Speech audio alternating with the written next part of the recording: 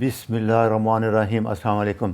آج میں آپ کو یہ بتاؤں گا کہ ہمارے جسم کی جو چربی ہے، ابھی نئی تحقیق آئی ہے کہ وہ ہارمون بھی بناتی ہے۔ 6 ہارمون ہیں، تو ان کے بارے میں بتاؤں گا۔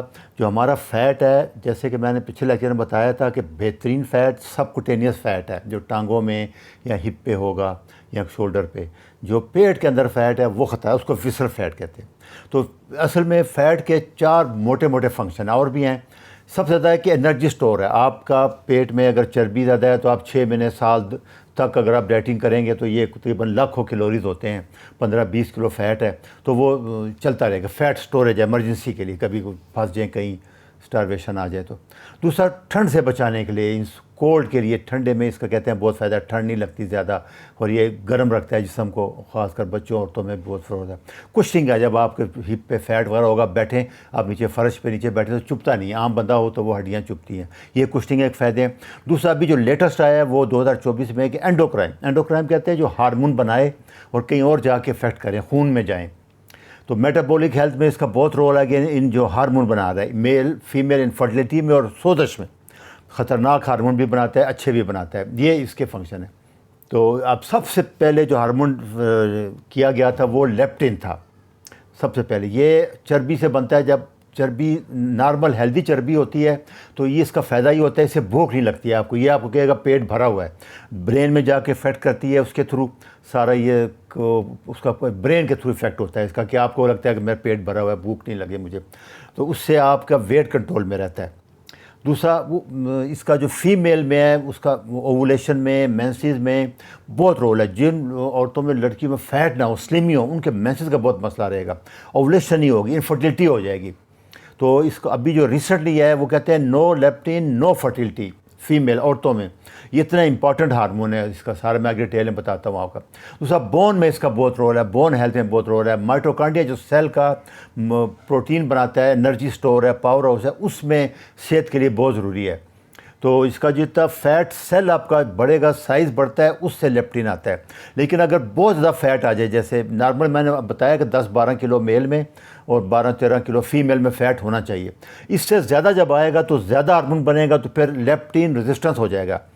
اور ابھی لیٹسٹ یہ کہہ رہے ہیں کہ لیپٹن ریزسٹنس ڈیولپ ہوتا ہے، اس کے بعد انسولین ریزسٹنس بنتا ہے، یہ لیٹسٹ ریسرچ آ رہی ہے۔ تو اس لیے لیپٹن ریزسٹنس اتنا ہی خطرناک ہے جتنا انسولین ریزسٹنس۔ یہ آپ دیکھ رہے ہیں سارا، جو ہی گریلن بھوک والا ہارمون ہے، جب آپ گرین آتے ہیں تو بھوک لگتی ہے، جب آپ کھاتے ہیں پھر لیپٹن زیادہ آ جائے گا تو بھوک ختم ہو جائے گی، رج گئے ہیں، بھر گئے ہیں، تو یہ اس کا فائدہ ہے، اور فیٹ بھی بنتا ہے۔ دوسرا انسولین سے، جیسے میں نے بتایا کہ اس کا افیکٹ بھی آ رہا ہے، ابھی لیپٹن کے ساتھ لنک ہے، لیپٹن ریزسٹنس ہو جائے گا، فیٹ زیادہ ہو جائے گا، موٹے وسرل فیٹ، تو انسولین ریزسٹنس بھی ہو جائے گا آپ کو، یہ بھی ایک امپارٹنٹ فیکٹر آتا جا رہا ہے۔ دوسرا ایک ہارمون ہے ایڈوپونیکٹین، یہ سبکوٹینیس فیٹ سے آتا ہے، عورتوں میں خاص کر ہپ اور تائی کی فیٹ سے آتا ہے۔ یہ بہت اچھا ہارمون ہے کیونکہ وہ فیٹ بھی اچھا فیٹ ہے، سبکوٹینیس، انسولین سینسٹیوٹی بڑھاتا ہے، انسولین ریزسٹنس کو کم کرتا ہے، انفلیمیشن کم کرتا ہے، ایتھروسکلیروسس کم کرتا ہے، جو جس سے ہارٹ اٹیک ہوتا ہے، آرٹری تنگ ہوتی ہے دل کی، یہ اس سے کم کر دیتا ہے اس کو۔ تو جب فیٹ کا سیل زیادہ ہو جاتا ہے تو ایڈینوپیکٹین کم بنتی ہے، تو یہ اس کی ڈائگنوز ہوتی ہے کہ سیل ہائپرٹرافی نہیں ہے۔ تو لیپٹین اور ایڈوپیکٹین ریشو جو ہے وہ ڈیسائیڈ کرتی ہے، جب آپ ڈائٹنگ کریں گے تو یہ کم ہونا شروع ہو جائے گا، اس سے پتہ لگ رہا ہوتا ہے کہ آپ کی ٹھیک جا رہی ہے ٹریٹمنٹ۔ پھر ایسٹروجن ہے، یہ سب سے امپورٹنٹ ہارمون ہے، یہ جو مین اس کا سورس ہے، جو فیٹ ہے آپ کا، جو بیلی فیٹ ہے، وہ 40-50 سال بعد اووری کی بجائے اس فیٹ سے ایسٹروجن بنتا ہے، اور وہی ایرومیٹیز انزائم سے بنتا ہے، اور اووری میں بھی ایرومیٹیز انزائم ہی ایسٹروجن بناتا ہے، یہ سب سے امپورٹنٹ ہے۔ اور میل میں جو وسرل فیٹ زیادہ ہو جائے گا تو ٹیسٹوسٹیرون کنورٹ ہو جائے گا ایسٹروجن میں، اور عورتوں میں تو کنورٹ ہوتا ہی ہوتا ہے۔ تو سب سے زیادہ جو وسرل فیٹ ہے میل میں وہ خطرناک ہے، وہ جسٹ لائک اووری کام کرتا ہے، ایسٹروجن بڑھ جاتی ہے، اسی لیے جس کا پیٹ بڑا ہوگا انسولین ریزسٹنس ہوگی اور میل پوٹینسی ختم ہو جائے گی، فرٹیلٹی بھی مردانہ قوت زیرو ہو جاتی ہے۔ اس لیے یہ سب سے امپورٹنٹ ہے، اس کا رول بہت زیادہ آتا جا رہا ہے ابھی۔ یہی ڈاکٹر صاحب اسی میں کہہ رہے ہیں کہ تمام ہارمون پہلے ٹیسٹوسٹیرون ہوتے ہیں، بعد میں ایسٹروجن بنتے ہیں۔ یہ سارا آپ دیکھ لیں، ٹیسٹوسٹیرون ہے جو ایرومیٹیز ہے وہ ایسٹروجن میں کنورٹ کرے گا اس کو، اور 5 لیٹر ڈی ایچ ٹی میں کنورٹ کرے گا۔ لیکن پھر یہ یاد رکھنا کہ سارے یہ ہارمون کولیسٹرول سے بنتے ہیں، شروع کولیسٹرول سے ہوتا ہے، کولیسٹرول زیادہ ہونا چاہیے تاکہ ہارمون زیادہ بنے، نہیں تو پھر یہ زیادہ ہو جائے گا تو وہ پولیسٹر سنڈروم اور بریسٹ ٹیسٹ اور فائبرائڈ کے بارے میں بھی یہی آ رہا ہے کہ وہ بھی اس وجہ سے ہوتا ہے کہ انسولین زیادہ ہو جاتی ہے۔ پھر سب سے خطرناک ہارمون جو ہے وہ ٹیومر نیکروٹک فیکٹر الفا ہے۔ یہ وسرل فیٹ سے آتا ہے۔ جب فیٹ سیل بہت زیادہ بن جاتے ہیں، بڑھ جاتے ہیں، تو اس کے سینٹر میں خون نہیں پہنچتا، ان کو خوراک نہیں پہنچتی، تو وہ پھر مرنا شروع ہوتے ہیں۔ تو یہ ایک ایمرجنسی ہوتی ہے سیل کے لیے۔ پھر وہ سائٹوکائن بناتے ہیں، یہ جس وجہ سے کہ وہ پوری انفلیمیشن بڑھ جائے گی، انسولین بڑھ جائے گی، ایتھروسکلوسس بھی بڑھ جاتی ہے، اس سے ہارٹ ریٹ بہت زیادہ ہو جاتا ہے۔ جن کو جتنا فیٹ ہوتا ہے وہ یہ فیکٹر نکلتا ہے اصل میں۔ تو مین جو ہے وہ فیٹ سیل کا سائز نہیں بڑھنا چاہیے، اور خاص کر جو پیٹ میں چربی ہے، یہ سارے مسئلے ادھر سے آتے ہیں، اس کو کم سے کم رکھنا ہے آپ نے۔